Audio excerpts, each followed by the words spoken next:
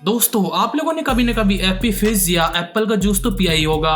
और ये भी हो सकता है कि आपने एप्पी जूस पीते पीते शराब का नाटक भी किया हो, क्योंकि एप्पी फिज का जो टेस्ट होता है मार्केट में मिलने वाले सभी ड्रिंक से अलग होता है और इसको पसंद करने वाली की जो संख्या है वो तेजी से बढ़ती जा रही है। दोस्तों, कभी आपने ये सोचा है कि इस एप्पी जूस को कैसे बनाया जाता होगा? आखिर पेड़ों से एप्पल आपके हाथों तक कैसे पहुँचता है और इसे बनाने के लिए बड़ी बड़ी फैक्ट्रियों में आखिर क्या करना पड़ता होगा? तो आज इसी बात को जानने के लिए हम इस वीडियो को आपके लिए लाए हैं। इस वीडियो के जरिए आपको ये पता चलेगा कि एप्पी फिज कैसे बनाई जाती है फैक्ट्री में, तो वीडियो को अंत तक जरूर देखिएगा। दोस्तों, एप्पी फिज की एक अनोखी कहानी है। स्विट्जरलैंड में रहने वाले दो लड़के स्टेफनो और लुगी काम के बेहतर मौकों की तलाश में अमेरिका के कैलिफोर्निया आ गए थे।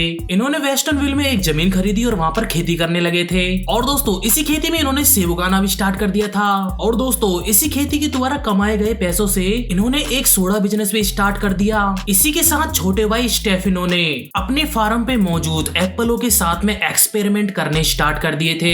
इससे उन्होंने एप्पल स्लाइडर की एक रेसिपी खोज निकाली। दोस्तों, आपकी जानकारी के लिए बता दें, एप्पल स्लाइडर एक जूसी होता है, लेकिन ये कोई फिल्टर करा हुआ नहीं होता है। इसी के साथ में 1920 में अमेरिका सरकार ने अपने सारे के सारे शराब पर प्रतिबंध लगा दिया था, क्योंकि अमेरिका का जो ये फैसला था क्राइम को रोकने के लिए था। लेकिन जनाब, बाहर तो लोग शराब के लिए तरस रहे थे। फिर क्या हुआ, इन दोनों भाइयों ने अलग से एक प्लांट लगाकर एप्पल स्लाइडर का तेजी से काम स्टार्ट कर दिया और लोगों ने तो इसे काफी ज्यादा पसंद किया था। चलिए तो अब जानते हैं इस एप्पी फिज को कैसे फैक्ट्री में बनाया जाता है। तो दोस्तों, इसे बनाने से पहले हाई क्वालिटी के एप्पल्स को एक बड़े से ट्रक के कंटेनर में डाला जाता है। फिर इन एप्पल्स को इन एप्पी कंपनी में जाकर इस ट्रक से अनलोड किया जाता है। फिर असेंबली बेल्ट से गुजरते हुए इंस्पेक्शन सेक्शन तक ये एप्पल्स पहुंचते हैं। फिर इन एप्पल्स को एक कन्वेयर बेल्ट से गुजारा जाता है, जिससे कि इनके ऊपर लगे हुए धूल मिट्टी इत्यादि हट जाती है और सेब आगे की तरफ बढ़ जाते हैं। इन एप्पल्स को 3-4 घंटे के लिए स्टोर करके भी रख लिया जाता है। पहले तो इन एप्पल्स को पानी से अच्छी तरह धोया जाता है, फिर इन्हें कन्वेयर बेल्ट से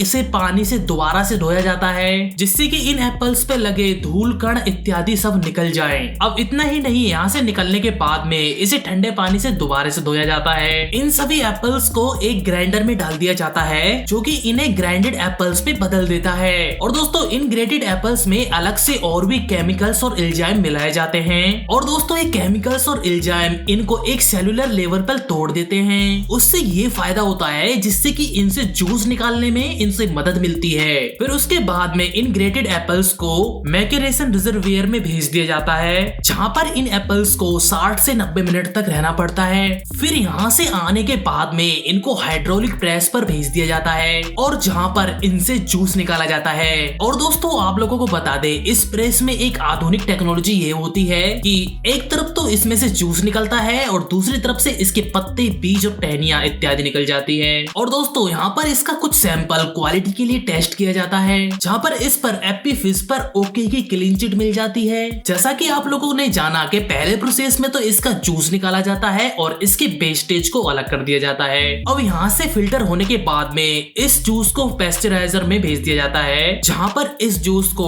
22 डिग्री सेल्सियस से लेकर 88 डिग्री सेल्सियस तक ले जाया जाता है। फिर इस जूस को ठंडा करके वापस से 50 डिग्री सेल्सियस तक लाया जाता है, जिससे कि इस जूस की सारी इंप्योरिटीज निकल जाती है और इस जूस को ज्यादा टाइम तक स्टोर भी किया जा सकता है। अब दोस्तों, यहाँ तक काम हो जाने के बाद में दूसरे फिल्टर प्रोसेस के लिए ले जाया जाता है। दूसरे फिल्ट्रेशन से पहले इसमें बहुत से एंजाइम्स मिलाए जाते हैं। इस एंजाइम्स को डालने से ये जो जूस है और भी ज्यादा पतला हो जाता है, जिससे कि फिल्टर में और भी अच्छी तरह से ग्रो कर पाता है। इस फिल्टर के बाद में इस जूस को मेम्ब्रेन से गुजारा जाता है और दोस्तों, इन मेम्ब्रेन्स में माइक्रोस्कोपिक लेवल पर फिल्टर होता है, जहाँ पर इसकी छोटी छोटी बारीकियों से इसका फिल्टर किया जाता है, जिसके बाद में हमारा जो एप्पल जूस है समान मात्रा में फिल्टर हो जाता है और इसी के बाद में हमारा जो एप्पल जूस है लगभग सा तैयार हो जाता है। और यहाँ से इसको निकाल कर flavour, colour, quality, natural taste इत्यादि मिलाए जाते हैं। फिर इनको क्वालिटी कंटेंट के लिए चेक किया जाता है। बेसिकली दोस्तों ज्यादातर इस जूस को अक्टूबर के महीने में बनाया जाता है, क्योंकि दोस्तों उसी वक्त में जो सेब है फ्रेश देखने को मिलते हैं। इसलिए ये जरूरी है कि साल भर तक इस जूस को चलाने के लिए